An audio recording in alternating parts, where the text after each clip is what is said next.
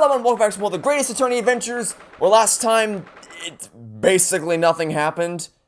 We got the autopsy report, which, by the way, something I forgot to mention. I don't know why I didn't mention this last time. I think it's just because basically nothing happened, so I was just, like, focused on other things, so I'll explain this later. So we got the post-mortem report over here, and we learned that apparently the ship's log is something wrong with it, because the captain said nothing to report for the entire night until after 2 a.m., which there was nothing to report, yet he didn't write there was nothing to report, so something's fishy there.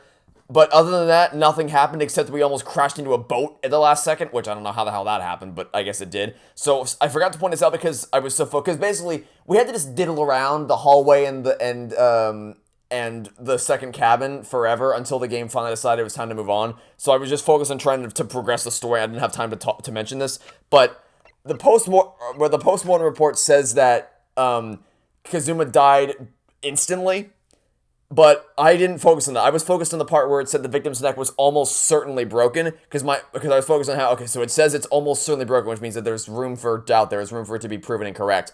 I didn't pay any attention whatsoever to the fact that it said resulting in instant death.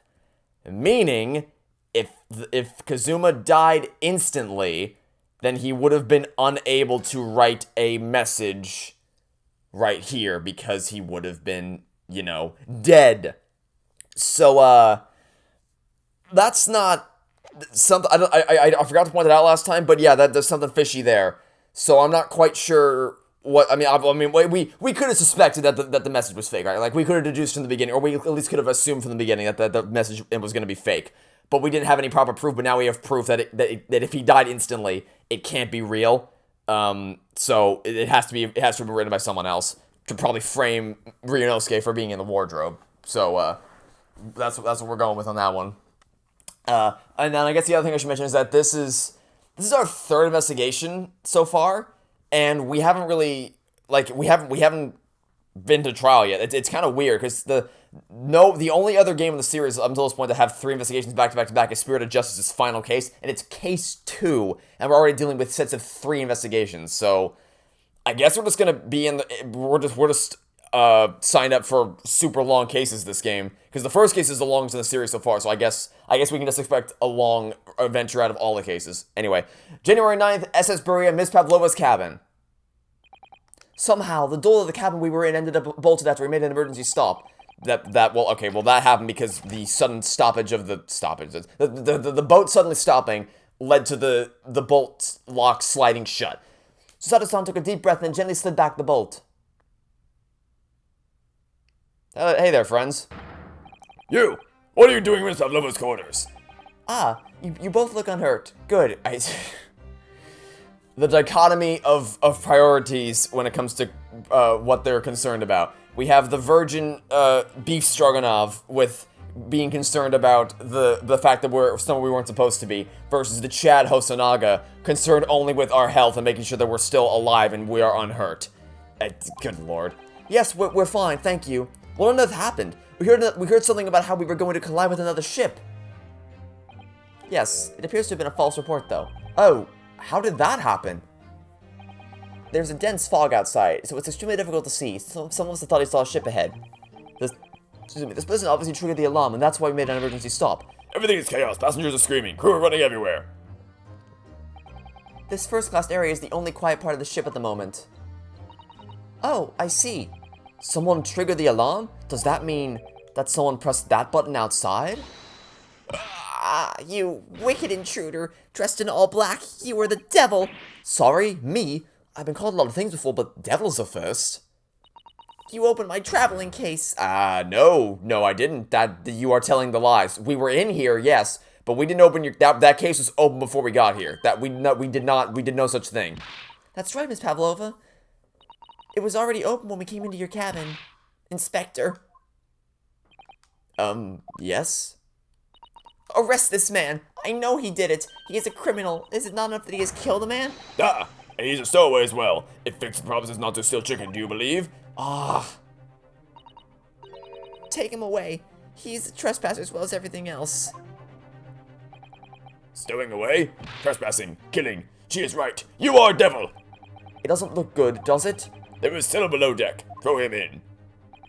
Tomorrow we dock in Hong Kong, then we give you straight to police. Wait, a cell? Please, Inspector Hosonaga, is there nothing you can do? This is a Russian vessel. I really have no jurisdiction here. After my last effort to appeal to the captain's good nature, I think I'm out of options. This is terrible. This is a real crisis. I've got to find a solution. Immediately. Okay, what solution do you want? Okay, we can't present evidence and talk to people, and leaving isn't going to do anything, because that's just going to look like we're running away. Is there anything in the room that I can examine to help me out here? What the... What? Why is it that every time I find you, you're in an increasingly more ridiculous position than the last time I found you? Now you're just hanging off the coat rack for some reason? What are you doing up there? Mr. Sholmes? Naturally, I was analyzing what a weight of 20,000 rubies feels like on one's head. Have I not told you that as a detective, it is my business to know what other people do not? This isn't mere tomfoolery, my boy. Oh, no, no, no. Well, why were you hanging from that hook before then? Isn't it obvious? To properly assess the weight of the 20,000 rubies, naturally. I wish to determine if it would bend that conceited-looking hook on the wall, so full of brag and bounce. I never know whether to take this man seriously or not. You again, the great detective in massive quotation marks. Inspector, I confess I've been looking for you. Yeah, I've been looking for you by dangling from a coat rack on the wall. That makes sense. I have something to report to you most urgently. Well, you might try looking for me somewhere other than the hook on the wall next time. What is to report? Speak. An urgent report from a great detective can mean but one thing. Yes, the case of the curious murder that took place last night, here on this vessel, the steamship Borea, has been solved by me, naturally. Oh, has it now? What? Really? Yes, I have eliminated all the possibilities. No other explanation exists. Yeah, well, how long until that theory gets proven wrong?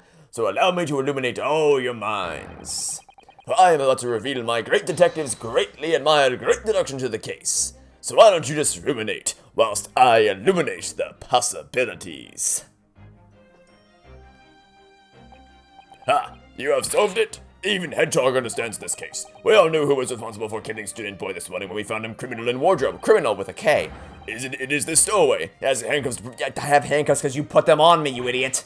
I didn't do it. The trouble is, there doesn't appear to be anyone else who could have killed the victim. I already proved that it couldn't have been me either because I was in the wardrobe. Because everyone knows the cabin door was bolted shut from the inside. Well, it wouldn't have had to be, because as we just proved, the sudden stopping of the boat will shift everything. I mean, we knew it would shift everything, such as the books on the bookshelf, but also the sliding lock on the door, which means it could have slid open. So I don't think it's really as much of a locked room mystery as you make it out to be. That means the culprit must be someone who was inside the cabin. What do you not understand about the fact that I couldn't have taped myself inside the wardrobe, but I would have had to be in there, which means that I couldn't have. It's what's called a locked room mystery in detective stories. Locked room. That is point. The room was locked. Well, I can't deny that. Wait, but we just saw it get slid. There's no way the boat could have been drawn across from outside the cabin. Yes, it could have. You are quite mistaken. The cabin next door is not a so-called locked room at all. What? Oh, yes. There is another entrance. An entrance used last night by the culprit in order to gain access to the cabin despite the bolted door. What other entrance? We never discovered one. Why, it gapes open-mouthed at you even as we speak. The ventilator don't even try. Don't even try to do a Danganronpa V3 and try to tell me that someone crawled through the vent. Don't even tell me. The ventilator? Oh, wait. Oh, is he gonna say? Oh, is he? Oh, okay. So is he gonna say that the snake? Right. Oh, okay. So I see how he thinks this works in his head. I understand how he got. Okay. So he thinks that because there's no visible. Wait, but didn't wait? Hold on. Let me read the postmortem report one more time before I say this confidently. No obvious external injuries or trace of poison. Okay, so what I was going to say is he thinks that the snake, because we know it's a snake, there's no denying that, the snake crawled through or slithered through the vent over to this side, and then, or I guess over to Kazuma's cabin would be the more appropriate way to say that, and then either...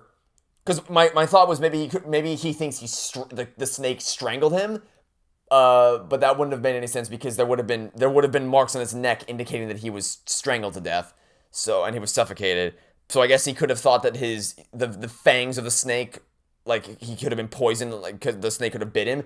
But no, because there were no traces of poison, so that can't be the case.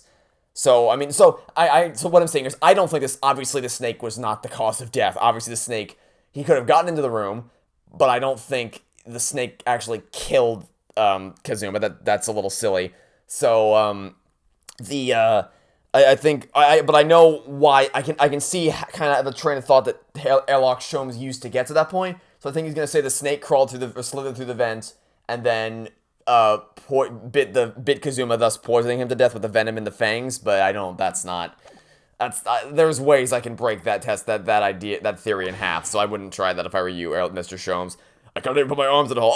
Oh, what's that? Wait, you mean to tell me that a series, the game is consciously aware of the fact that you can't crawl through vents of that size? Golly gee whiz. If only every game that had this concept was aware of that fact. Oh, Lord Almighty. That's because your arms are as thick as tree trunks. You're suggesting that the culprit entered and left the victim's cabin through that tiny opening? It's not possible. Ah, but it is.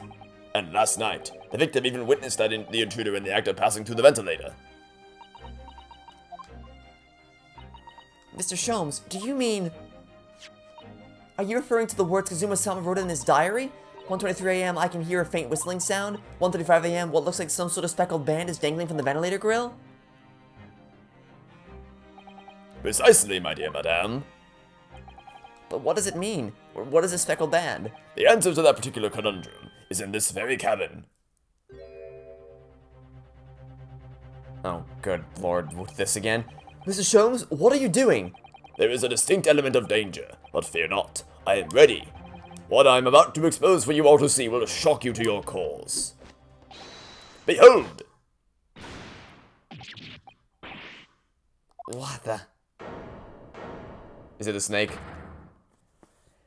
Welcome to the party, my reptilian friend. This is a surprise to absolutely nobody, although I will admit the snake's a little larger than I expected it to be, but also the animation on the snake is fantastic. Like the tongue movements and the head movements and the subtle coiling back and forth of the snake, the main part of the body, and the tail going up and down. That's...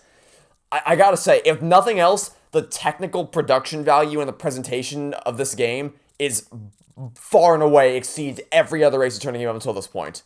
It's phenomenal. Allow me to introduce you all to the band. The Speckled band. I mean, it's more of a striped band, but, you know, I guess late at night, he might have gotten it confused for something else. Indubitably.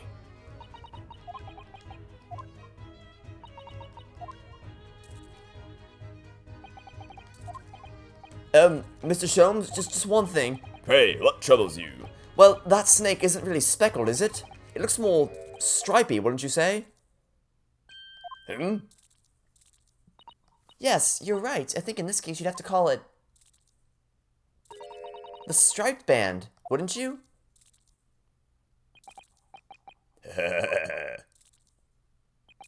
You both see and observe with distinction, however. Do you not think that is precisely the trap into which the culprit wishes you to fall? Oh my goodness, really? It's a trap? How exactly?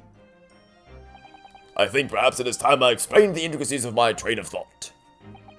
Are you ready, Miss Pavlova? I'm sorry for the young man who died, but that is all. His death has nothing to do with me. This whole thing has nothing to do with me. There are two conclusions that I have drawn from the facts. Number one, last night, your friend infiltrated the victim's cabin. Ah! And number two, that same friend was responsible for the victim losing his life. Nah, I don't. No. So many varying degrees of no. She's turned white as white as a bowl of rice again. Sholmes must be right. He hit the nail on the head. This young woman's friend killed Mr. Asogi? Well, at least one good thing is as long as that snake is here, Beef Stroganoff can't speak again. It looks like he can't speak with that snake coiled around his head. I would advise as little movement as possible, Seaman. You wouldn't want the fangs of that long friend in your neck. So everyone, let us begin! Sherlock Sholmes is proud to present his logic and reasoning spectacular. Oh, this should be good. The Great Deduction, the game is afoot. Yeah, the music for this section is awesome. I mean, not that the whole game's soundtrack isn't phenomenal so far, but, you know. Miss Pavlova, moments ago you claimed the following. His death has nothing to do with me. This whole thing has nothing to do with me. Yet you cannot deceive yourself. Yeah, she keeps glancing at her. She keeps holding her. Has she been holding her hand the whole time? Yeah, she's been holding her left hand the whole time. That's... And she keeps looking. They've drawn attention to proves it to the like every time she looks somewhere, she's trying to indicate something. That's interesting. When you recall those horrid events, your aching heart smarts with pain. I'm gonna keep a close eye on where her hands go now. And it is that very pain that evidences your inextricable link to the victim's death. So we ask, what was the nature of this intruder that stole into the victim's cabin on that portentous night? Why, naturally, it was the friend with which you boarded this vessel, was it not? Yeah, she's not letting go of her hand. Ah, as I suspected. Another telltale glance.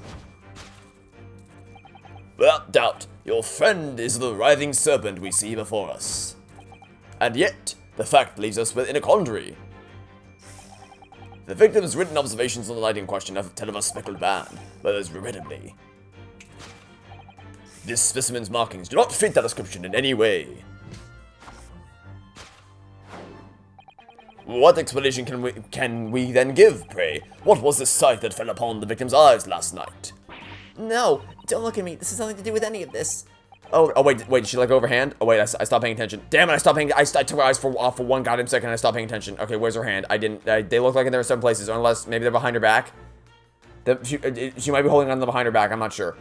Oh, but it does. You have the answer to this quandary even now, hidden behind your back.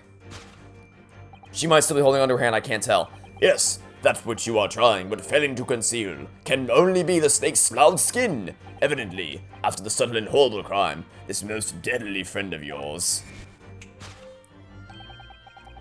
Yeah, she's back to holding her hand again. Shed its original skin, no? I don't know what you're talking about. Last night, through the ventilator visible in this cabin, your then speckled friend slithered next door.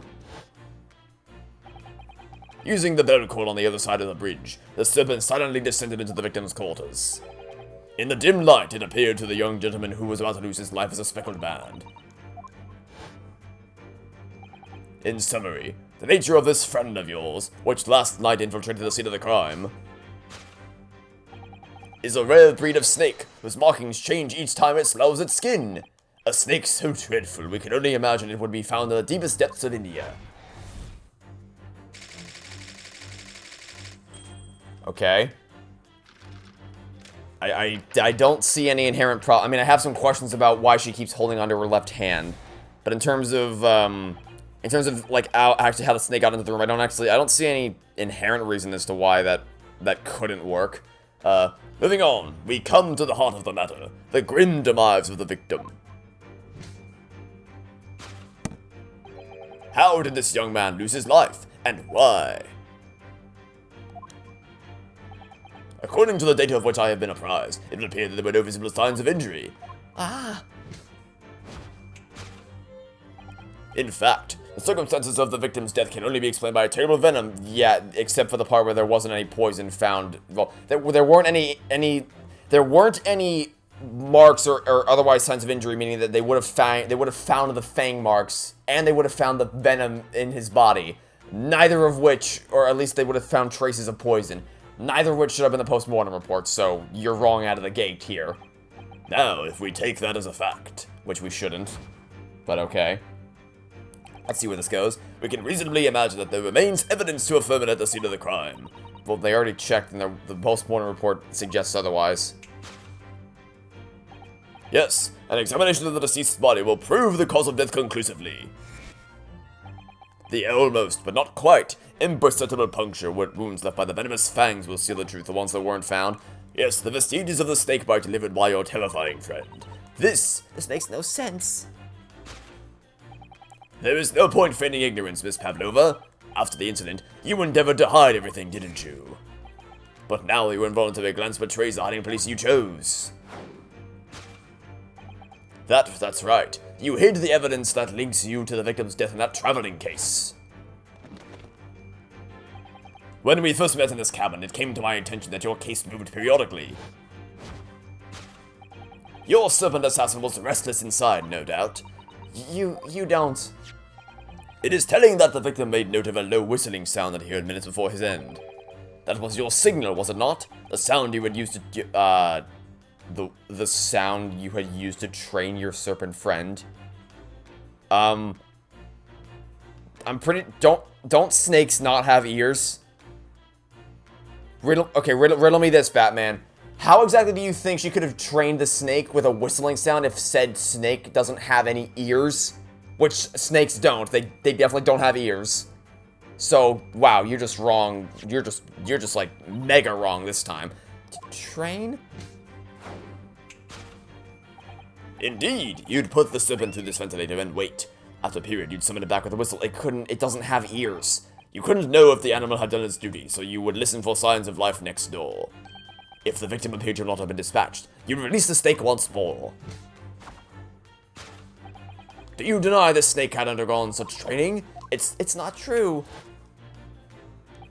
Having slithered through the ventilator and down the metal cord, the creature needed only to sink its fangs in once. And its venom would course through its victim's veins, ending its existence forever. That is the true nature of the speckled band that took the poor young man's life. There can be no doubt. My logic is infallible. Oh, really? Are you sure about that? Because I poked a few holes there while you were talking. So we'll see what happens when we get to the dance of the dance part of this deduction. Thus concludes Elok Sholmes' great deduction of the speckled band. Yeah, and how the mighty have how great it was. Yeah, everyone's stunned to silence by your idiocy. Miss Pavlova has trained her pet snake as a killing machine. There on the floor, you will observe a saucer of milk. The promise of food is key to, snakes don't drink milk. Snakes don't drink, that's not how this works. Okay. So, my biology teacher, freshman year of high school, actually had a pet snake in the classroom. They don't drink milk. That's not how this works. That's like,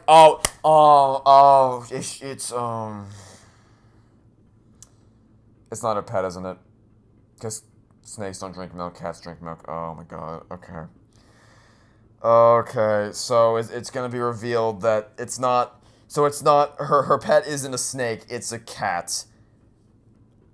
To which I will simply say, bullshit, because there's no way you wouldn't have jumped in by now to say, Mr. Sholmes, that's not, my pet is a cat, not a snake. I mean, I could be wrong, but that seems like, I didn't notice the saucer of milk before, but if that's there, then it's gotta be what it is. Okay. Incredible. Renos, do not tell me you're fooled by this. Amazing. There's like 17 different ways we can break this testimony or this deduction just in half. What do you mean? I see now why Elok Sholmes has become such a household name. Yeah, out of laughing at him. My dear man, it was nothing remarkable, as the Russians... Oh, it was certainly nothing remarkable, alright. As the Russians say, I could have done it with one left hand. Oh, please tell me she's the only one who sees a problem with it. That would actually be such a great moment for her. Please. Could I venture? Oh my god. But of course, what's on your mind? It's just about your deductions before. Some things don't quite make sense to me. Yes, please. And that would honestly be such a good moment for her. For after starting out this case being like, oh, he's just the bestest in the whole wide world. He's so smart, and his deductions are just impeccable logic. To finally come around to be like, yeah, you're kind of an idiot. You don't make any sense. That'd be the perfect character moment for her. I welcome questions as to my method, and will answer both loudly and proudly. Oh, well, good. First of all, snakes are egg-laying creatures, part of the reptile family. You are well informed, madame. And reptiles, don't drink milk. Yep, that's what I said. That's what I said. I told you. No one believed me. It's really only mammals that like to drink milk, you see. So, I'm not sure it would be possible to train a snake using milk as a reward. Honestly, though, like that's the weakest part of our attack here. Yeah, like I say, this is the weakest part of the attack because, like he said, she could have used some other tree. This is more of just me. This is more of a way for me to present evidence that her pet is not a snake, but is in fact a cat. So this is more evidence proving my theory rather than evidence that disproves your theory. But it's still something worth pointing out. Milk was merely an example. The logic holds. That it does not hold. It does not hold. Well, there is something else. Snakes have no ears. Yup, I said that too. Yes, so I'm not sure it would really be possible to signal to a snake by whistling. But, madame, what of the tales from Arabia? Oh, don't even tell me the singing. Oh, no, that's... Oh, don't. Alright, who wants to tell him? Who wants to... How should we tell him? Have you not heard of the snakes that dance to the sounds of the flute? I think perhaps the performers play their music in time with the snake's natural movements. Oh, I see.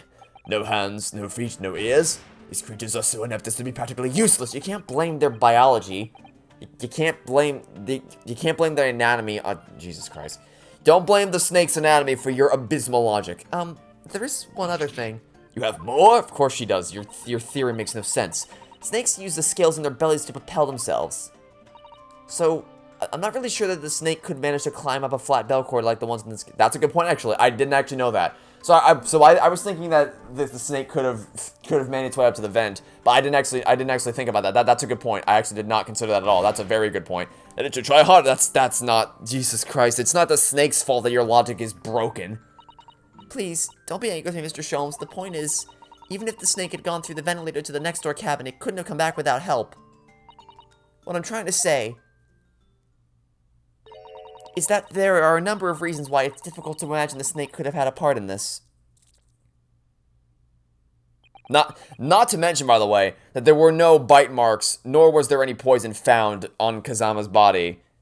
So, yeah, I honestly, Susato's slowly becoming one of my favorite characters, because she's, like, she's compassionate, she's intelligent, she's determined, and that she stands up for herself. She doesn't let anyone push her around. She's perceptive, knowledgeable, intelligent, and compassionate. She's very slowly becoming one of my favorite characters, and she's hilarious too. Like she's climbing the ranks real quick, I gotta say. Okay, can we skip the step where we're all stunned by someone's intelligence and just get right to the part where we prove that the hairlock that Mr. Sholmes is an idiot? I think we need to step in and help again, Mr. Naruhodo. Oh no, you don't mean... Yes, we need to modify Mr. Sholmes' latest deductions and turn them into the great ones they ought to be. In other words, we need to edit his shitty logic to make great logic so that we can make him seem better than he is. I had a feeling that was coming. Alright, let's give it a try. Just what I was waiting for, Mr. Naruhodo. Yes, right. So, cast your eyes down to your wrists again. What? Oh my god. You've done it again!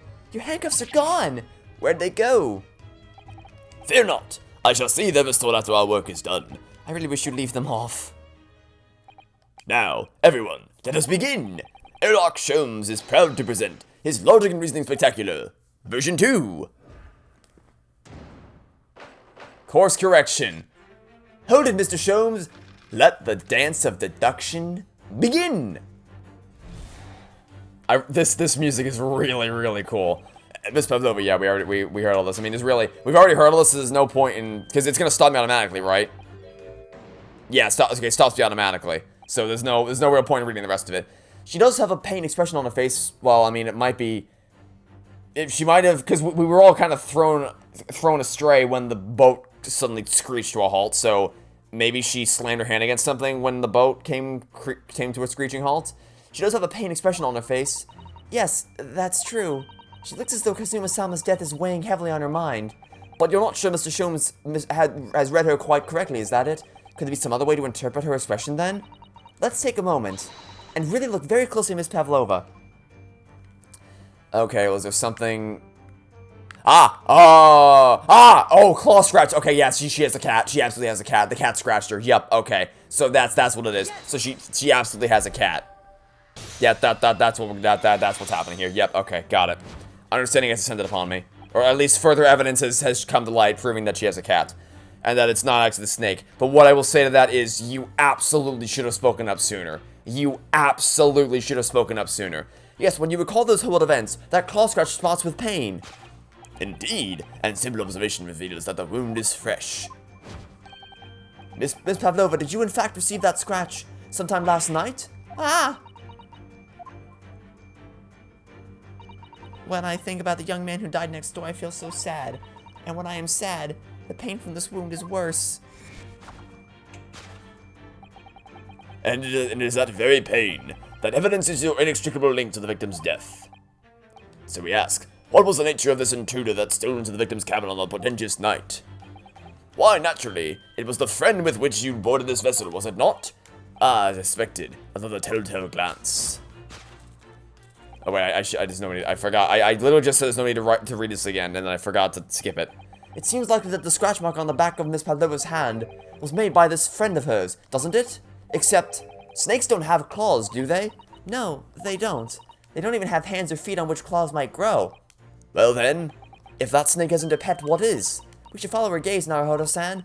That's where we'll find the answer. Alright, so her gaze... Oh.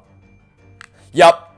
Call that she's got it's her pet cat, and there's a photo proving it. Okay, so once again, I have to ask, why have you not said anything yet?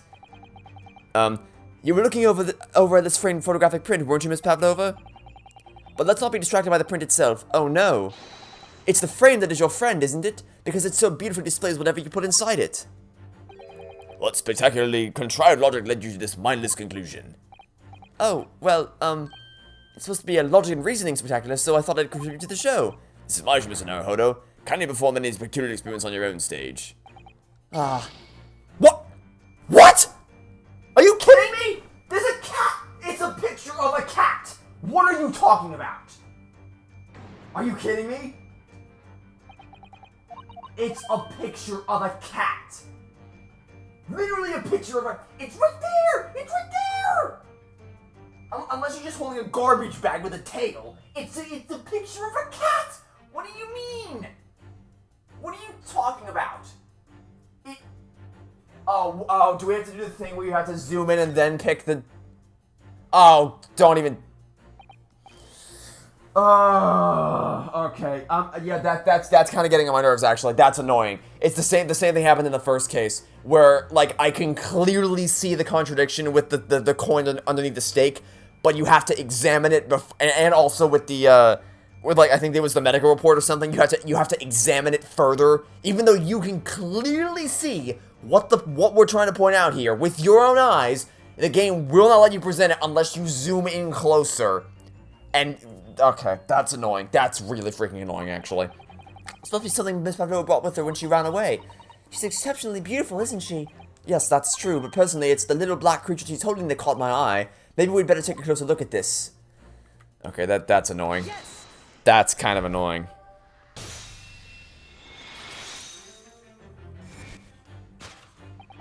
Without doubt, your friend is the little kitten we see before us. Yes, the scratch on the back of your hand makes that abundantly clear. Oh no. The whereabouts of this black kitten isn't clear, but what is clear is that you brought the animal with you when you ran away, didn't you? Ah! Darka is my best friend. I couldn't leave her behind. Darka would appear to be a Russian blue. And yet, the fact leaves us in a quandary. Oh, we're doing this again, okay. Well, we shall progress a little bit further onward. So, I'm guessing we're going to get to the part where she's hiding something. We have to check what she's hiding. Yeah, this. Did you see that? She just took something out of her pocket and hid it behind her back. If she just left it in her pocket, no one would have ever known. Oh yes, ploys like that are Mr. Sholmes' specialty. He's ever so cleverly forces to reveal something. I thought deduction was his specialty. Or maybe making me believe that was a ploy too. Anyway, I find it hard to believe that that's the skin of a snake. In which case, just what is Miss Pavlova hiding behind her back? Well, there's only one way to find out. Let's examine it for ourselves. And the answer is... I can't tell from a glance. Well, it is Speckled and it is a band, but what is it? It seems to be soft and fluffy, a long piece of cloth of some sort, and that looks like a handle at one end. I think maybe a cat's toy. That would my gut guess would have been like some kind of chew toy for the cat, but I don't know for cats like to chase the band around and paw at it. I've never owned a cat, so I've never owned a cat or a dog because I'm allergic to both. The closest I've ever had to having a pet is 2 goldfish, and I mean really that's there is much of a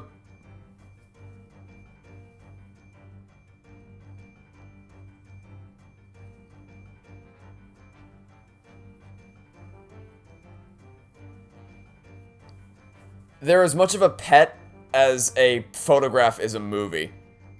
Which I know sounds like a strange analogy, but think about it. So, like, the whole appeal that people say, like, oh, I love my dog and my cat so much, like, they're the dog or the cat has an active role in their lives, like, they, you know, you play fetch with a dog, or you cuddle with a cat, or whatever you do. Actually, I just got back from Forget 45's house. We watched the new Space Jam movie, which, by the way, it's bad. It's really bad. Don't watch it. If you just don't do it. It's really, really bad. But it's we were curious, so we watched it. But she has dogs, and her those dogs are they adore her. They jump all over her, and you know it's just you know they do dog things like you grab the dog's hands and you lift them up and down, like just like the idea of having a pet is they're an active role in your life. But like when you have goldfish, they're just kind of there. They're just swimming around in the tiny little glass tank. Like my life sucks. Because that's a fish's existence, is to just swim around the tiny little glass tank. And then they just kind of sit there. I mean, yeah, you obviously you feed the fish by pouring in the tank, but they don't like it's not like a dog or cat where they're an active role in your life. I know maybe it's a weird analogy, but I guess my point is like it's not like, for instance, you wouldn't go to a photograph for engagement as a movie because it just sits there and it's something to look at every now and again. The same way you wouldn't go to a fish to be an active member of your family or a member of an active role in your life, is because the fish are just sitting there in the tank, just doing their thing. So maybe a strange analogy, but I think hopefully I'm kind of getting my ideas across to what I'm trying to say here. It's a tangent anyway. Let's just get back to this. But my point is, I got on this tangent because I was trying to say I've never owned a cat or a dog because I'm allergic to both. So I have no idea what kitten toys look like. But I guess this is the answer. That sounds positively adorable. All right. Well, apparently it's a cat's toy. So can we present it now? Yes!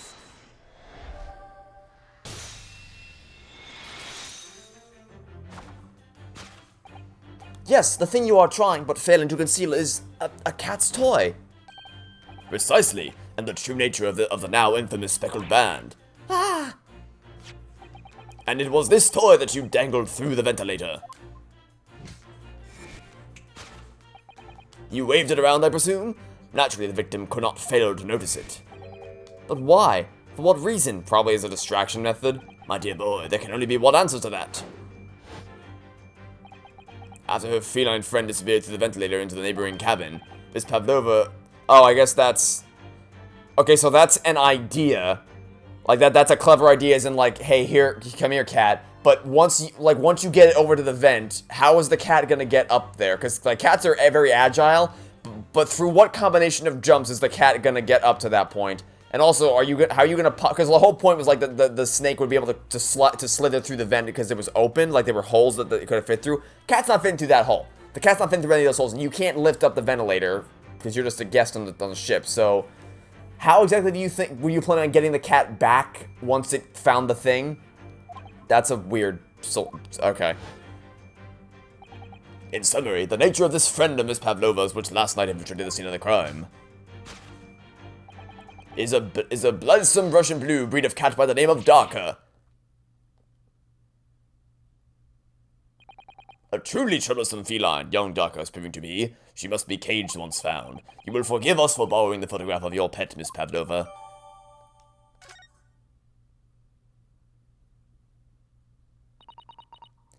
It was after I gave her food last night. That's when it happened.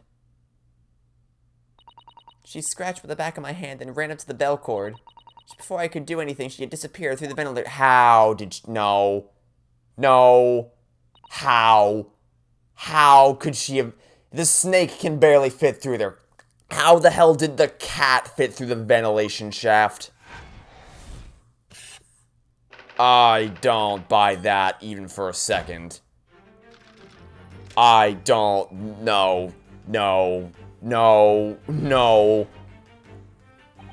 Moving on, we come to the heart of the... Yeah, we already... We'll just go until the game stops me, I guess. Yeah, I don't think there's... Like, the snake... The whole point is that, like, you're not... No one's fitting through the vent because it's really tiny. Like, the snake... There's barely enough room there for the snake to fit through. How... Really? You're gonna... Okay. Well, Mr. Shom says it's true. There were no signs of a wound anywhere on Kazuma-sama's body. That's right, but Mr. Shom seems to be unaware of one very important detail. Kazuma wasn't poisoned. Yes, it would seem so. Let's give him the information he's missing now. Let's show him the post-mortem report. Yes! I keep wanting to call it an autopsy report. But I guess the difference between a post-mortem report and an autopsy report is that the former can't be updated in the middle of the trial. In fact, the circumstance of the victim's death can only be explained in the post-mortem report. Ah, yes. I knew it was one or the other. His neck was... Indeed. The breaking of the cervical vertebrae is fatal. Only that Goliath will be strong enough to survive that. Seeming strong enough isn't some immortal freak, you know. The jury is out. Anyway, we have on good authority that the victim's neck was broken. Now, if we take that as fact. And then we already heard all this, so we'll wait till it stops me again. Kazuma died because his neck was broken. In other words, he was probably struck by something or someone. Yes, that's a distinct possibility. As of yet, no weapons have been found there. Well, I guess it could have been the crystal next to him. Presumably, Dako didn't suddenly creep up behind Kazuma and then deal him a fatal blow. I suppose it's possible that he had a fall and hit the ground awkwardly. Oh.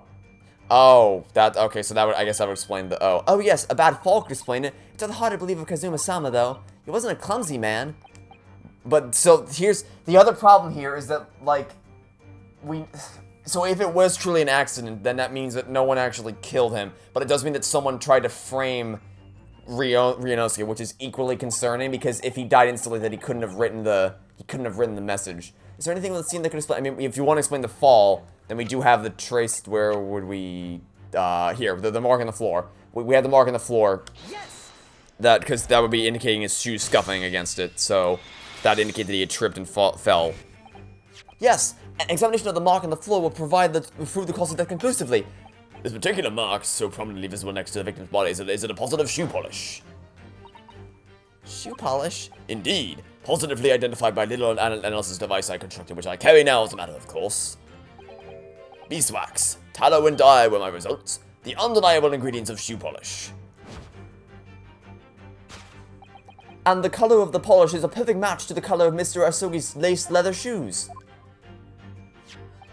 Looking at this mark, it's not hard to imagine what happened. For some reason, Mr. Asogi must have caught his foot at that point on the floor and tripped. Well, he could have caught it on the crystal. Please, no. Oh, are we trying to say he might have tripped over the cat? Is that where we're going with this? Because he couldn't have seen the cat because it was dim in the room? And by a dreadful turn of misfortune, caught his neck against some immovable object as he fell to the floor. Suffering a fatal blow to the spine, the victim's vertebrae shattered, and in that instant he lost his life. Yeah, but the other piece of the other problem here is that he couldn't have possibly, if he died instantly, then someone else would have had to write the message. I don't know anything about this. Is that really true, Miss Pavlova? What about the evidence left at the scene where Mr. Asogi lost his life? Yes. Yes, the facts are as clear as day to me. You did all you could to conceal the incriminating evidence. We already did all this. So she's glancing in that direction, but there's also the trash can right back there. I don't believe it. Kazuma-sama merely tripped over and now he's no more? It can't be true. I refuse to accept. I know it's hard to believe, but the mark on the floor, and if this part of Mr. Shom's deduction is right, Miss Pavlova is trying to hide some evidence that would prove it. Here in this cabin, somewhere in the direction that she just cast her eyes, it has to be the trash can. Because it seems so odd that we drew attention to it yesterday. It's gotta be hiding in the trash can, if I can even... There. This is a waste paper basket. Perhaps all the first-class cabins have them. But Miss Pavlova only started occupying this cabin late last night. Presumably there's not much rubbish in there yet. Yep. There's the other piece of it. That almost perfectly matches up, doesn't... Oh, I can't open the... Damn it, I can't open the core record. But that looks like exactly the piece of the other crystal thing that was found in his room. Oh, what's that? It's a broken piece of glass, isn't it? Yes, it is. And I feel like I've seen it somewhere before. If it looks familiar, perhaps it's more than your mind simply playing tricks on you. Yes!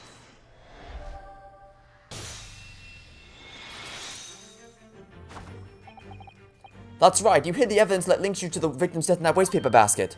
Ah. Here we have a fragment of some intricate glass object, it would seem. One that has a familiar air, in fact. Precisely! We found another piece of broken glass on the floor in Mr. Asogi's cabin. And as you can see, the two pieces fit together perfectly. Oh no! So, Miss Pavlova, shall we consider what this tells us? Why would it be that part of this glass object, which was evidently broken at the scene of the victim's death, should be found in the wastepaper basket in your cabin? Ah! You're well acquainted with this glass bell, are you not? I don't... I don't know, and that hushed Russian accent of yours won't save you this time, dear girl. Why? Because we have conclusive evidence linking you to the bell in question. What? Take it away, Mr. Naruhodo. Yes. The evidence linking Miss Pavlova in the little glass ball, or little glass bell. That would be, well, shouldn't... Okay, so... linking her in the glass bell.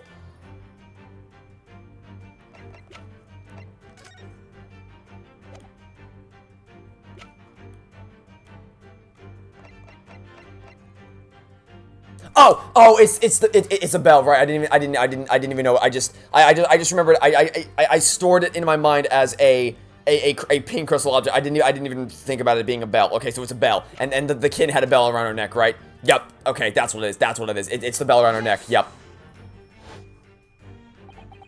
If you look at this photograph, you can clearly see, hanging from Darka's collar, the very glass bell in question.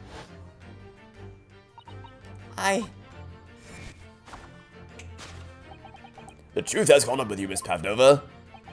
The young man who lost his life last night did so after a truly inauspicious fall. And the cause of that fateful stumble?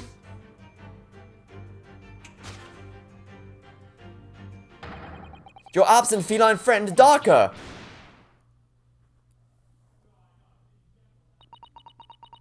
But she wouldn't be culpable for that, surely. At least I wouldn't think she would be. I couldn't tell anyone. I'm sorry. I mean, I don't blame, like, I'm not saying she shouldn't feel bad. Like, obviously, if I were her, I'd be, like, distraught because my cat would have inadvertently led to the death of someone else. I'd be inconsolable, obviously. But in terms of, like, legal culpability, I don't think you can really blame her for her cat managing to crawl through the vent some goddamn how and crawl to the other room. I don't think she's legally culpable for that. I mean, I could be wrong. I'm by no means a legal professional. I'm not a lawyer, so I don't know for sure, but I don't think that would make... I don't think she'd be culpable for that. Why don't you tell us now, Miss Pavlova? Tell us exactly what happened last night. And also, this doesn't solve the issue of who wrote the message, although, given the fact that we're kind of out of options, I'd be willing to bet that it was Mr. Beef Stroganoff. I'm guessing that's because we're kind of out of options as to who else it could be, so... Now, what his connection to this is, I don't know, but I guess we'll find out soon enough. It was a little after 1 in the morning. It was so late, but I hadn't had time to feed Darka, so I gave her some food. And then, all of a sudden, she scratched me and jumped out of my hands. People do say that cats become very anxious and nervous in new environments. She was so fast, she disappeared through the ventilator before I could stop her. And that is how you acquired the rather nasty wound on the back of your hand, I take it? Yes, and I had read that the rules on the wall. I knew that I was not allowed Darka with me. Yes, modern science suggests that animals can carry infectious diseases. It's a precaution, really. So I listened and listened, trying to hear if there was some noise in the next cabin. It was very quiet. I was sure. If someone was there, he must be sleeping. So at that point, you thought it was safe to try to lure the kitten back again? By dangling the end of the toy through the ventilator and into the adjoining cabin. Darka always loved this toy, but it didn't work. Nothing worked. I tried using her favorite toy. I tried whistling to her softly, but nothing. She didn't return. So the faint whistling sound Kazuma wrote about in his diary was Miss Pavlova trying to retrieve her pet. Cats have a propensity to remain hidden in the shadows when frightened. Yes, so there was nothing else I could do. I just had to wait until she had calmed down. But then...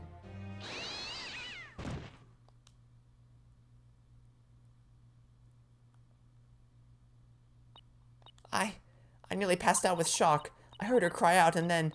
Oh, it was such a dreadful bang. And afterwards, nothing. It was totally silent. Kazuma was...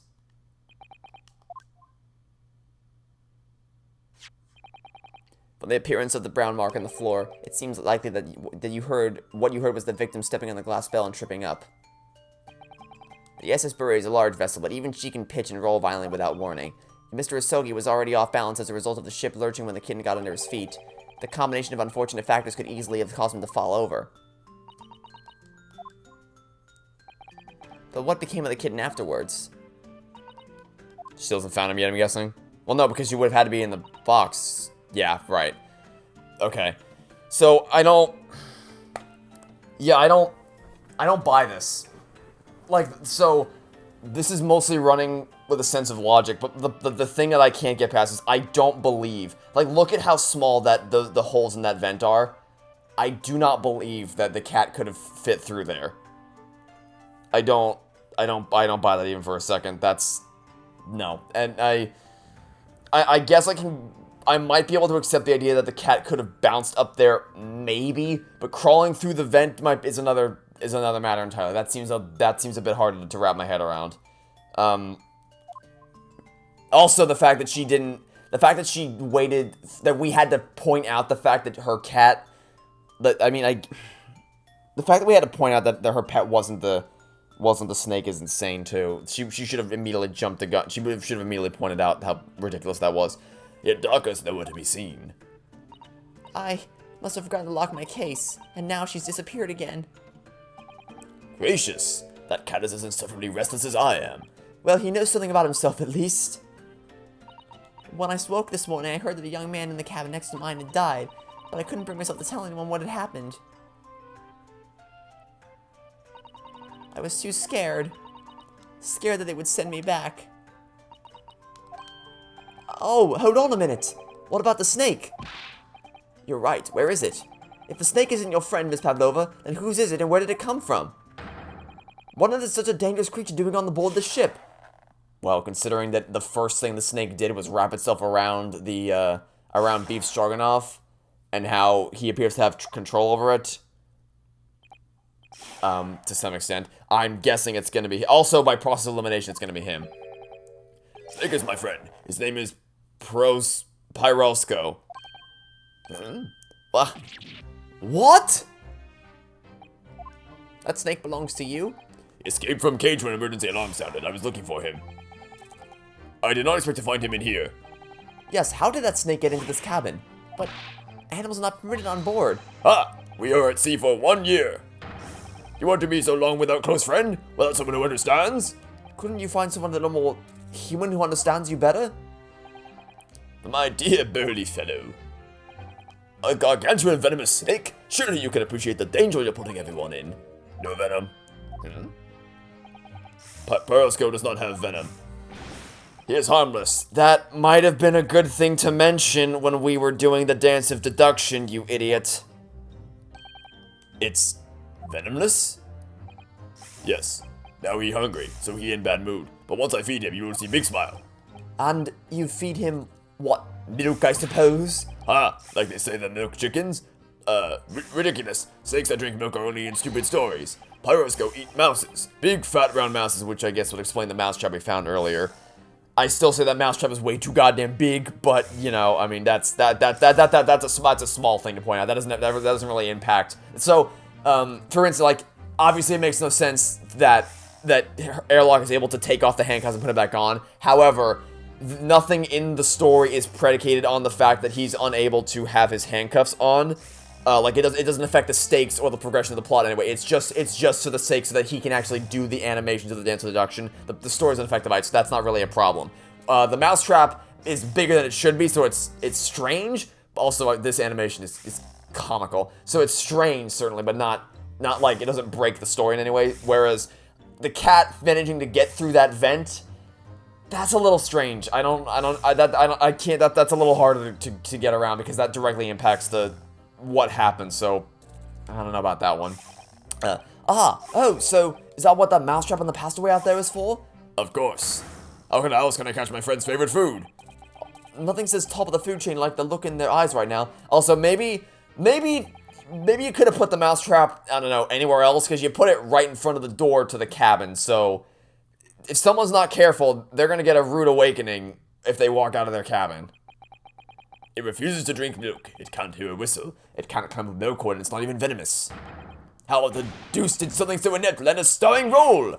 It's not my fault. I do not make up stories. That's your job. My Perosco has nothing to do with this incident. So that's what happened. That's the truth behind my best friend's tragic death.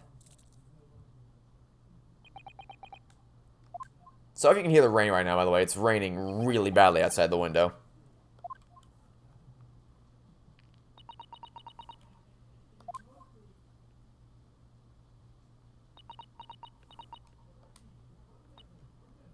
Miss Pavlova.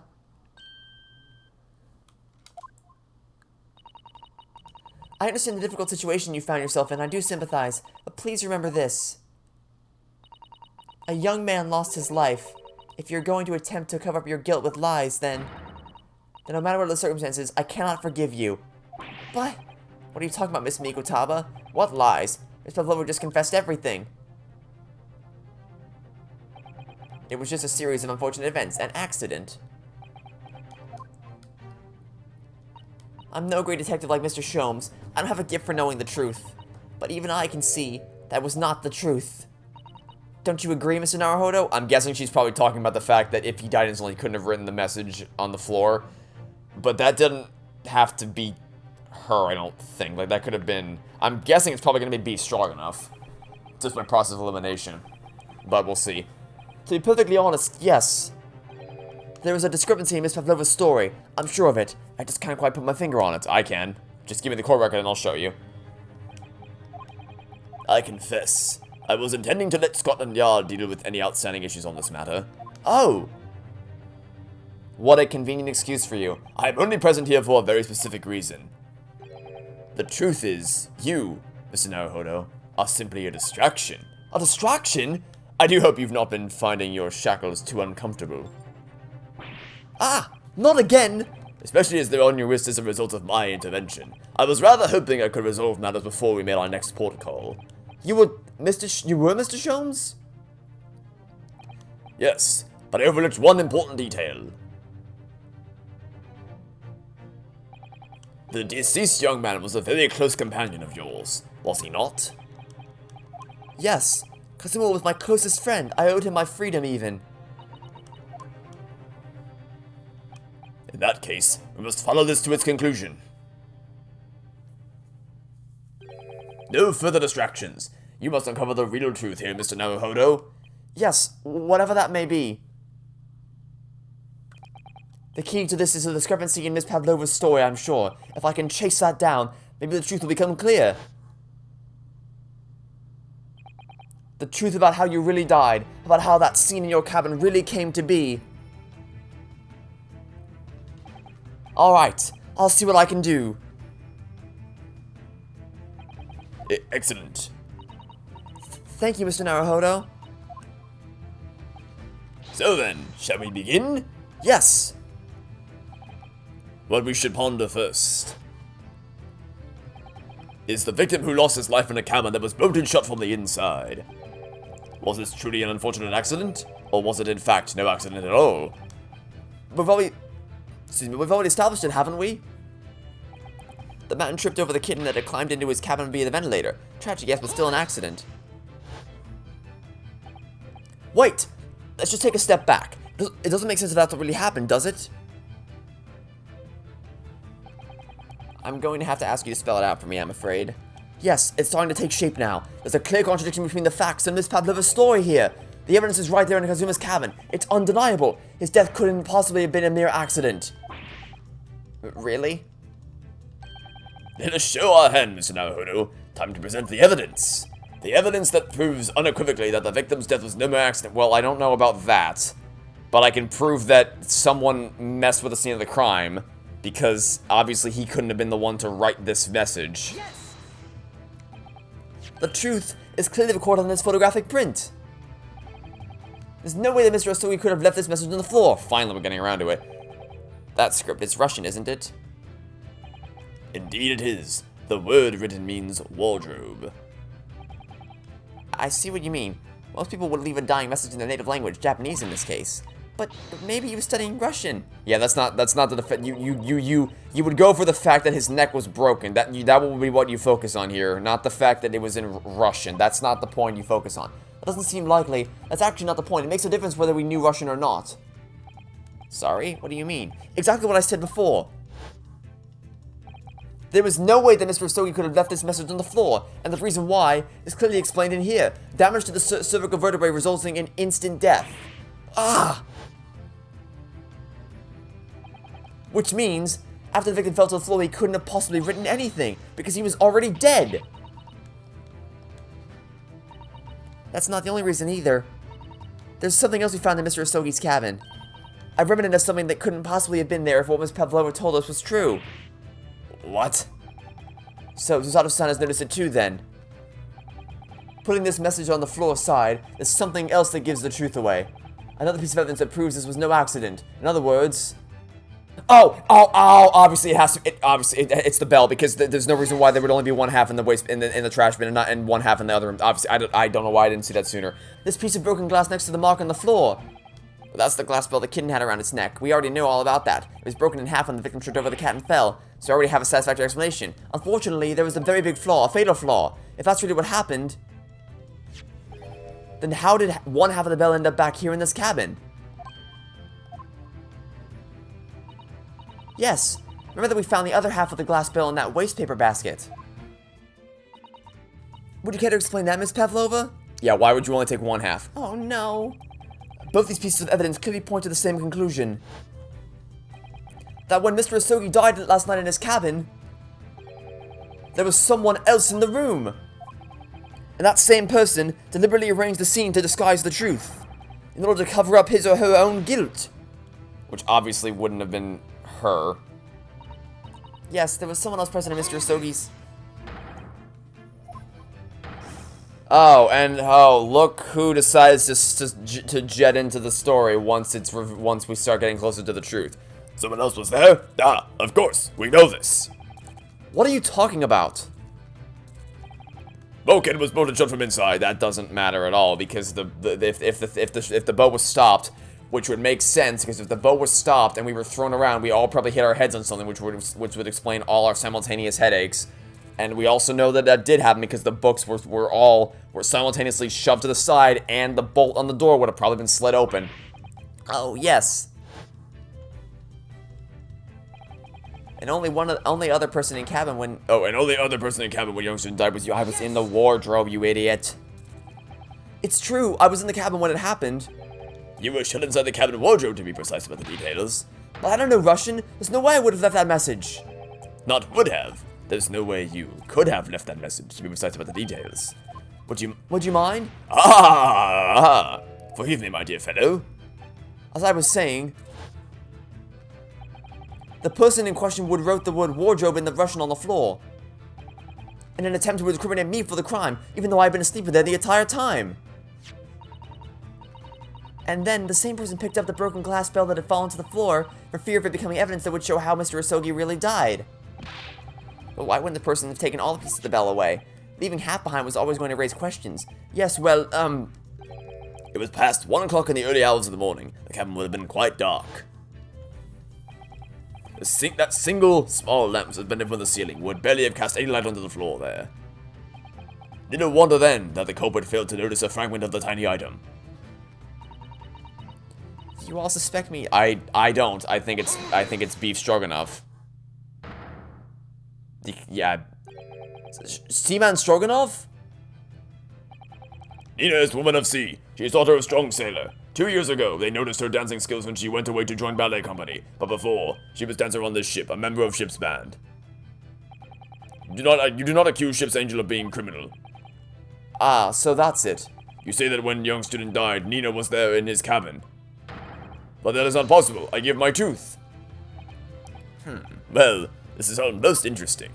So now I'm confused. Because it would be odd for him to jump to the defense of her because the only other person that could be is him, so that's bizarre.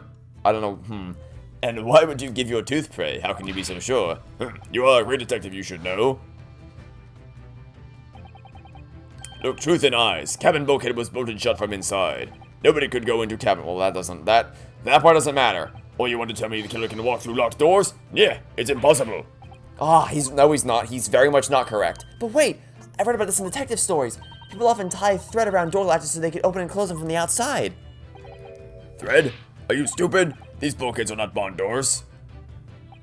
Certainly not. These are watertight doors, as no one would expect to find any on modern steamship. Or as one would expect to find any. Constructed of heavy steel, and with not a gap in sight. No threads or needles or magnets could have been used. No, of course not. I thought so too. But Mr. Naruhodo suggested it earlier, so... Sato-san, how can you shift it onto me like that? So Seaman Stroganoff has a valid point. The cabin door couldn't have been bolted shut from the outside. Not necessarily. What? I put it to you that I could bolt this cabin door without laying a finger on it. And in this very cabin, we can see the traces of the method I have in mind having been used before. I guess it might be a joint effort, right? As in, like, it might have been that he stopped the ship suddenly in order to open up the door, so that, like, obviously he's defensive of her, right? So maybe he stopped the ship to open the door so she could go in and retrieve the evidence. Well, it was probably a joint effort, honestly. In which case that would be probably culpable because that'd be concealing evidence. So that should be culpable for. But if it was just the fact that her cat tripped over a cat, I don't know, that wouldn't be enough to nail her for anything legally. I don't believe it. Well, Mr. Naruhodo, I believe you know what I mean, don't you? A way to shut the bolt of the cabin door from the outside? One way does spring to mind, yes. Do you really know what Mr. Sholmes means? Yes, and so should you, because we've seen it happen. Indeed we have, so would you care to do the honors, Mr. Naruhodo? Point out the telling... Yeah, okay, got it. It would be this. Yes! Look at the bookcase there. See how all the books and things on have toppled over? That must have happened when the ship made its emergency stop before. Yes, that's right. It's a very powerful vessel. When the engines are thrown into reverse, a violent jolt goes across the entire ship. Any small objects that aren't fastened down and are bound to fall over. I believe...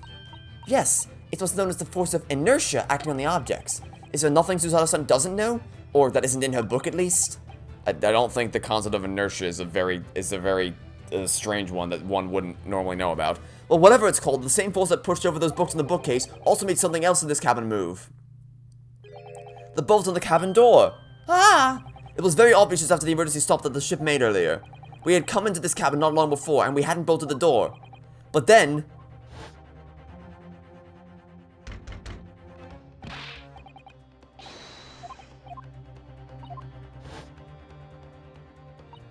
Oh, yes! That's it! When the ship stopped suddenly, the bolt flew across and locked the door. Yes, it's made of metal, but it's small and light enough to be moved by the ship's sudden change of speed, or the force of... Ineptia. That's what you have, my friend.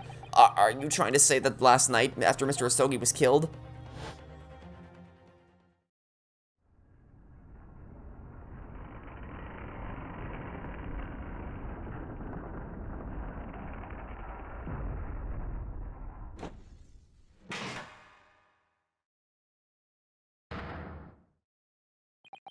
The SS Berea made another emergency stop? When I woke up this morning and looked around the cabin, I thought it looked a little odd. All the books on the shelves had toppled over, all the ornaments. It was almost as if someone had run their hand across the shelves and deliberately knocked everything over. Oh yes, I remember that. And I stood them all up again, didn't I? Then when we came into this cabin, we were surprised to see the same thing in here. All the books and everything had toppled over just like in Mr. Asogi's cabin. Oh my! Do you have anything to say about this, Miss Pavlova? Are you out of your mind? You say Berea made an emergency stop? It does seem a little far-fetched. How could that possibly have happened? Unless you're saying that the culprit is actually someone from the engine room? Oh, it is simple enough. Are you forgetting the button in the passageway outside? Used to trigger the emergency alarm? Oh, yes, of course. There was a notice, wasn't there? Telling you only to press the button in time of emergency?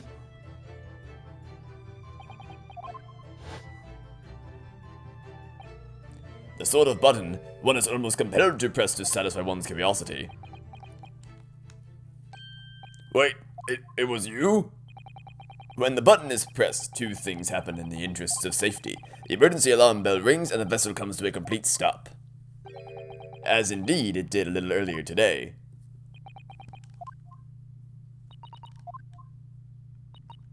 Mr. Sholmes, surely it wasn't you who... As I always say, a button has but one purpose in life. To be pressed, whatever the occasion. He sounds almost proud of himself. How dare you mess with ship? I report you to Captain. You are in much trouble now. Now, I'm sure all that can wait till later. Let us not overlook the fact that we have now learned a valuable lesson. When the vessel makes an emergency stop, the bolts on the cabin door slide closed. So, what we must now consider... Yes, it all comes down to one thing now. Last night, after what happened to Mr. Asogi, did this ship make an emergency stop, or did it not? You are idiots. Bury us, huge ship with many passengers. If we make emergency stop even middle of night, there would be chaos everywhere. What are your thoughts, Mr. Naruhodo? Well, it's certainly possible that some kind of emergency happened last night. We have evidence to support that. Right, because the captain stopped taking notes in the ship's log past 2 p.m. Or not 2 p.m. God, no, 2 a.m. Yes! Seaman Shogunov, it's your duty to patrol the first-class area of the ship, isn't that right? Ah, that is correct. Why? And the ship's log here. What are you doing with that? That's mine. Ah, you rather carelessly left it atop the little makeshift bureau in the passageway out there. But as responsible passengers, we took it into our care with a mind to return it to you later. I left it there on purpose, that's where I put it always. The point is, looking at what you usually record, it's clear that under normal circumstances you write the phrase nothing to report every 30 minutes. But from 2 o'clock to last night until first light this morning, nothing was recorded at all. Nothing recorded in the log? That is... Ah, because nothing happened. But if nothing happened, then you would normally write nothing to report, wouldn't you? Ugh. Indeed so, which tells us that shortly after 2 a.m., something happened. Here aboard the SS Boria. Something sufficiently significant to make you forget to fill in the ship's log, in fact. Are you suggesting that the ship really did make an emergency stop in the middle of the night? Stop talking rubbish! If I'm perfectly honest, I find that a little hard to believe myself. Oh? Why? Well, because if something as major as an emergency stop really had happened, surely all of us would have noticed. I think you all did retroactively notice because all of your heads were throbbing this morning. Almost like you were rammed into something when the boat made an emergency stop. Thanks to the emergency stop we experienced earlier, we all know what it feels like now. The ship lurched so violently, and the alarm bell was so loud, I can't imagine that anybody would sleep through that, even if it happened in the dead of the night. Well, no, that's a good point. What of the throbbing? Sorry, what do you mean? Your head, man. The throbbing of your head since this morning. We have all suffered with it. Ah! Oh, yes, I have a headache, you're right. In fact, I haven't been feeling myself since I woke up today. Nor have I. My head has been feeling heavy ever since dawn. Yes, you've all been afflicted, haven't you? Just as I suspected. He's right. My head's been throbbing today, too. And since eating dinner yesterday evening, everything has felt sort of hazy. Oh, okay. So it's not that we actually hit our head against something, because that makes sense. Because if the whole boat tilts, then we're all gonna slide towards a wall of some kind and bash our head against it. So it's not that. It was that they were all drugged in some capacity, which I guess it makes sense because Ryunosuke said that what's his name, that Kazuma shared meals with them. So I guess that would explain that as to how they could have all been drugged, like given sleeping drugs. Okay, that makes sense. What did you survive on? Ah, well, Kazuma looked after me. He was always happy to share his meals. So you enjoyed some of the whole roast chicken dish that was served yesterday evening, I take it? Yes, in fact, I had all of that. Kazuma wasn't fond of chicken. Oh, really? So the victim didn't eat any of the chicken at all? That's right. He didn't touch it. Is that relevant? My dear fellow, Does that not strike you? Oh! Mr. Sholmes, do you mean to say that there was something wrong with the chicken? I do. No, really? Is that true? The meal prepared for the passengers last night had been tampered with. Tampered with by the addition of soberic, designed to induce a very deep slumber in those who had consumed it. A sleeping drug? Do you mean whoever did this laced every meal with a sleeping drug so no one would notice the ship's emergency stop? Mr. Naruhodo, of course it's not Mr. Sholmes means. What a far-fetched idea. Precisely. Lacing every meal of every passenger on board with a soporific drug would certainly be impossible. Unless, that is, every single member of the crew was a conspirator. What? Mr. Sholmes! Well, Seaman? I'm sorry to say that any more deception in this matter will get you nowhere. If you refuse to talk, there would have to be an inquiry made to the shipping company, of course. And were that to happen, every member of the crew, and the captain himself, would be hauled over the coals. For aiding and abetting a renegade.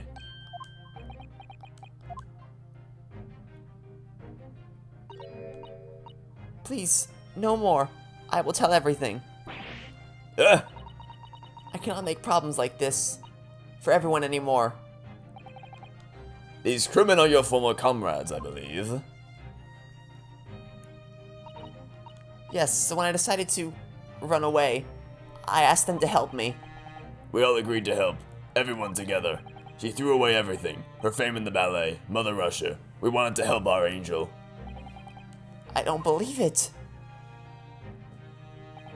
You are right. We put sleeping drug in chicken last night. Yes, I remember now.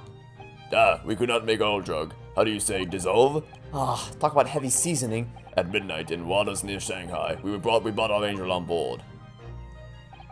She was helped by combat on shore with a small fishing boat. While all the passengers of the SS Beria slept soundly.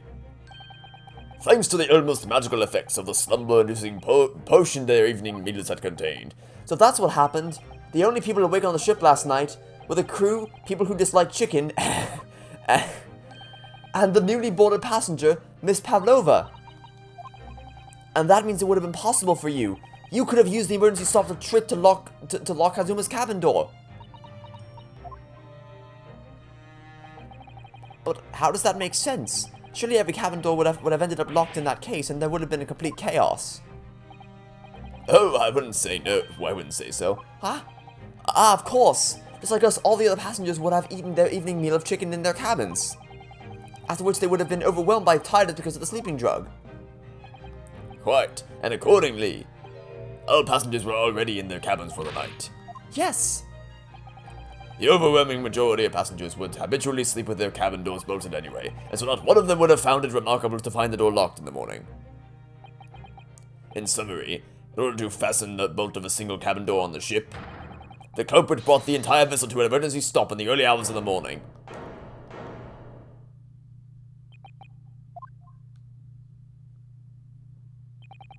You have talked a long time and said many things. What is point? The point is what I said earlier. There was somebody else present on the scene when the victim lost his life last night. Someone who left a message in Russian on the floor in an attempt to incriminate another. Someone who tried desperately to hide the broken fragments of glass that would reveal the culprit's identity. And someone who abused the ship's emergency ship procedure in order to lock a door. All told, a busy night. But I don't know about any of this. I'm just a little girl. You like to speak with your long English words and explain your clever ideas. But I am sailor, and sailors don't listen to long, boring stories. We don't believe. Sailors like me, we trust only what we see with our eyes. A laudable trait. What? I am quite of the same disposition, my good man. Observation to me is everything. Mr. Naruhodo. Oh, yes? Do you hear it? That accusatory cry of guilt on the wind? What accusatory cry of guilt? Sorry, you've lost me. proof of involvement, man, but you can't hear such a call with your ears. No, you must hear it with your eyes, for observation is the basis of all deduction. What are you talking about? I believe the time has come for one final logic and reasoning spectacular to expose the truth. We're doing a third dance of deduction. We've been going for like over an hour. What is that? What is going to be left for the trial? We're dealing with everything right now. So, Mr. Naruhodo, your assistance, if you please. With what exactly, Mr. Sholmes? With observation, my dear fellow. Just as I said, of these two prevaricators. Observation? If you remember, Mr. Naruhodo, we know that somebody tried to fabricate evidence, don't we? By tampering with the scene of Mr. Asogi's death. Well, what we're looking for is some trace of evidence that one of these two was there when it happened. Precisely. You are delightfully quick to grasp my meaning. Alright, I'll see what I can see. So we're looking for a trace of evidence that shows someone else was there. Well, we're probably going to find some kind of shoe polish. Okay. So... Oh. Or we're going to find an ink stain from someone who might have written a message. That was fast.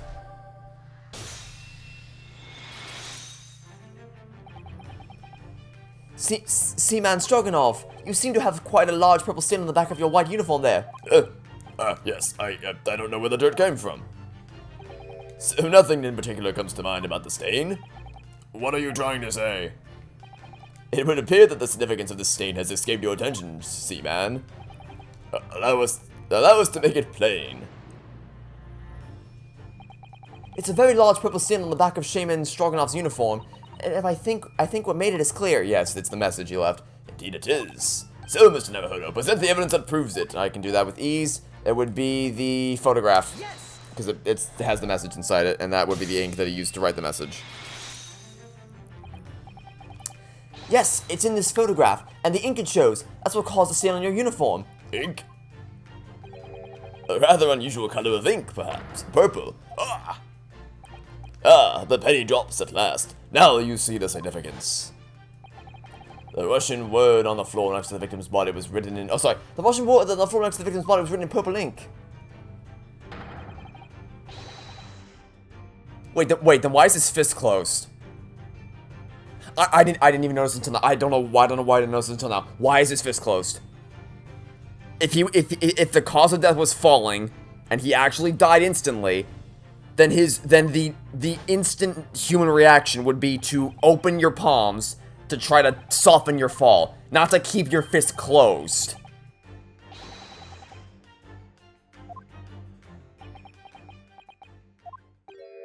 Alright, yes, it was me. I did it, everything. Why, what? I arranged everything in dead student's cabin to make it look like Wardrobe Man did it. Then I pressed button to make Maria do emergency stop and bolt cabin door shut. I did everything so no one would suspect our angel. You would have admitted that earlier if that were true. Fifth, please.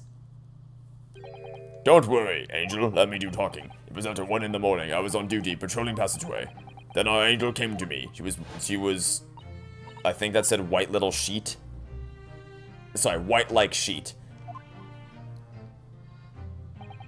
I went with her. The door to cabin was open. When I looked inside, I saw student boy on floor. What happened here?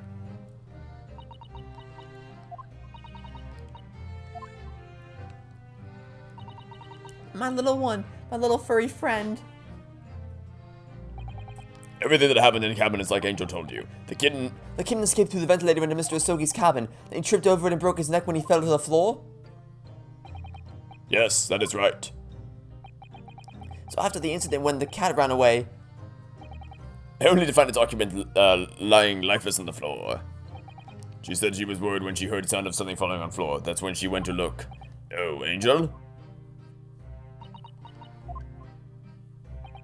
The door was not locked. So she opened it to look, and you already know what happened after. There's just one thing, if you wouldn't mind. What?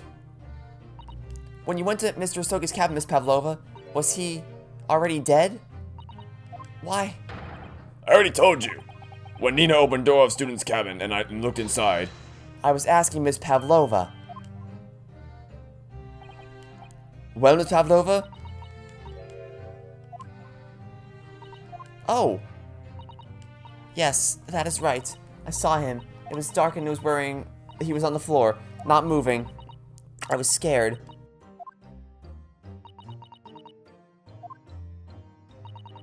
I understand, and I believe you. So is that finally it now? Have we discovered the real truth about Kazuma's death at last? No, we have not. For some reason. Ah, something very nearly slipped my mind. Oh, Mr. Sholmes? This photograph. Look at this photograph. Yes, I took this myself, you know. The cause of death was a broken neck. Therefore, the victim died instantly. And the unfortunate incident that precipitated these events, a kitten on which the victim stumbled. However, if those are the facts, then there is one particular area in this photograph that seems to me somewhat unnatural. What do you mean unnatural? What are your thoughts on the matter, Mr. Naruhodo? Oh, well... If Kazuma tripped and fell, and by some terrible stroke of bad luck broke his neck, which part of this photograph's spirit seems unnatural? Yes! Alright, if he really fell due to an unfortunate accident, then this fist just doesn't seem quite right. The exact same thought occurred to me. In a fall, one is to open the palms flat. Yet here we see the victim with his left hand tightly balled into a fist. Almost, you might say, as though he were gripping something. What do you mean? Simply that I took the liberty of investigating the victim's fist a short while ago. You did? And what, pray, do you imagine I found there, my dear fellow? Mr. Sholmes, show us. Why, of course, my dear madam. Why would I keep you in suspense? Her earring. That's her earring, isn't it? That's the earring from her. That's her earring, isn't it? Yeah, that's her earring. I guarantee that's her earring. It tells us nothing. I'm not so sure. That crescent moon looks familiar somehow. I'm sure I've seen it somewhere before. Observation, Mr. Naruhodo. That is the key. What? The truth is now tantalizingly close. How did that crescent moon come to be in Kazuma's clenched fist? This is the final clue, the last piece of the puzzle. Ask yourself, what does this little crescent moon mean? What significance has it? And observe, find the answer with your own eyes. Well, can we check her ears? Yep, she has one around this ear, and not one around that ear. I don't know. I think they might have... I might have just not noticed this, but I think they might have deliberately tried to avoid drawing attention to her ears up until this point. Or at least, because I know I saw her left earring, but I never saw the right earring, which might just be due to me not paying attention to it. But, I don't know. Yes! I don't think they ever went out of the way to show it, like to actually draw attention to the right side of her face. Miss Pavlova, you're on your ear there. I see you have a crescent moon as well. Ah! What? And on your other ear, there seems to be a crescent moon missing. This little link holding it on must have broken, I suppose. No, the missing crescent moon was found in the victim's clenched fist. Clearly there was only one logical conclusion. Wouldn't you agree, Mr. Naruhodo? Yes. Miss Pavlova, Mr. Asogi must have grasped that crescent moon and pulled it from your ear. Perhaps just moments before he fell to the floor. In other words, last night in Mr. Asogi's cabin, you witnessed the moment when the victim fell with your own eyes. In fact, you were quite literally at arm's length from him. But then the question is, why did Mr. Asogi do that? Why did he pull your earring from your ear and hold it in his clenched fist during his final moments? Oh no. Angel. No one can protect you now. Please, Miss Pavlova, tell us the truth. Last night, what did you do to Kazuma? Ah.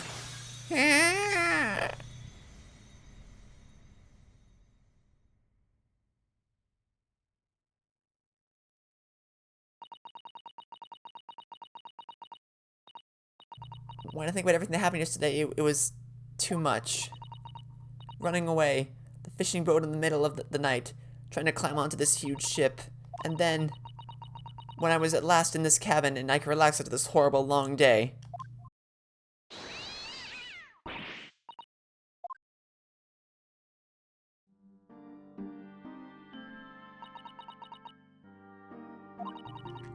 I couldn't believe that when she disappeared through the ventilator. Yeah, neither could I. I tried to call her with a little whistle. I tried waving her favorite toy. But nothing worked. Darka would not come back.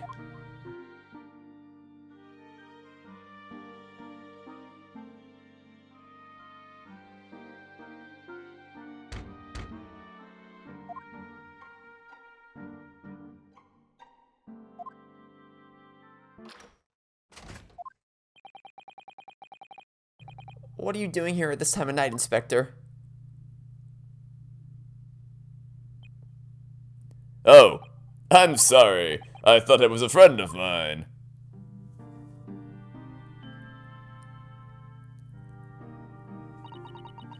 The young man from your country, he was very polite and kind. He helped me to find Darka, and he promised not to tell anyone. But then, when I had my friend in my arms again and I was going to leave that man's cabin... Just a moment. Sorry, but... Oh, yes? Sorry, oh, yes? I'm sure I know your face. I've seen you somewhere before. Of course. You're Nikolina Pavlova, aren't you? The Russian ballerina. Huh? No, I don't know that name. My heart nearly stopped when he said that. He knew who I was. How could this man from a land in the far east know a Russian ballerina? Yeah, I saw your performance in Japan. The beauty of the ballet made a deep impression on me. But, what are you doing on this ship? I'm sure that I read that your ballet company was performing in Shanghai at the moment. I have to tell him the truth and hope he doesn't tell anyone. I have no other choice. I see. So you've run away. Please keep my secret. Don't tell anyone. Give me a moment. I could use...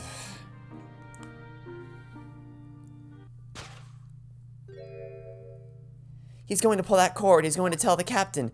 Why did I think I could trust him? Then it happened. Everything at once. It was only a second, but it felt like forever. Wait, I shouted, and then... Darka jumped out of my arms and down to the young man's feet. And... as he turned around to look at me... Ow. I pushed him. I don't even know why. I don't know why I did it. I was just so scared. And... I had to stop him from telling anyone about me. Yes, remember the thing I said about her not being culpable? Yeah, well, I just went out the damn window. And that's when you went to fetch help? From Seaman Stroganoff, who was on duty out in the passageway? I heard Nina cry out and fell on floor, so I ran to her. She was standing at cabin door shaking like leaf. She looked at me and said, Help me, Biff. I can't get over that name. If they find out, I will be... Please, I have nowhere to go. So you started to help. And that's when you arranged things in Kazuma's cabin to make it look like I did it, so no one would suspect the passenger in the cabin next door? Yes, I went into cabin and I looked around to make sure there was nothing to show Nina was there, and then I found Stowaway in wardrobe, still sleeping. Right, that's when he found me. So you worked out a plan to lay the blame on the Stowaway.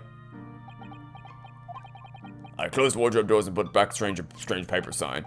Luckily for me, that's the only reason Susato-san started to believe me when I said I was innocent. I dragged young man's body to a good place and used ink that was spilling to write on floor. I wrote so the person who found him would look inside wardrobe and find Stowaway. And tell me, what of the glass bell? It was by my feet, so I picked it up.